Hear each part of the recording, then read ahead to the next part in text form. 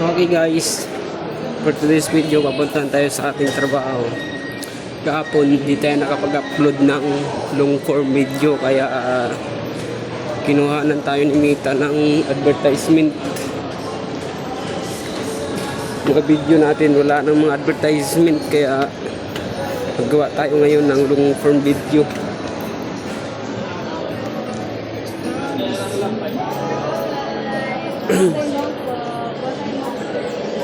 Dito pupunta na to dito sa landmark guys. Bababa ka lang dito sa may babaan na sakay ka ng escalator.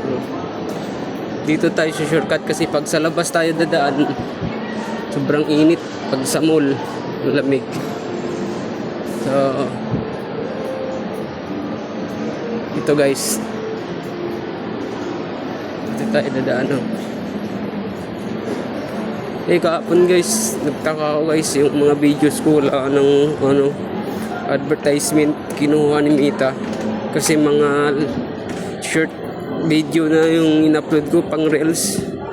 Kaya ngayon babaan natin para bawi tayo, para mabawi natin yung kinuha na advertisement ni Mita.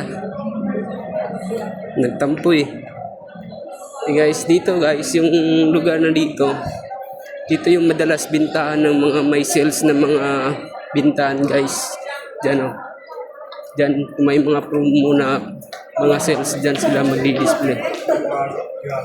Yan guys, diyan sila guys, display ng mga sales. Mga product na mumurahin, yung binibinta nila mura dito nila guys.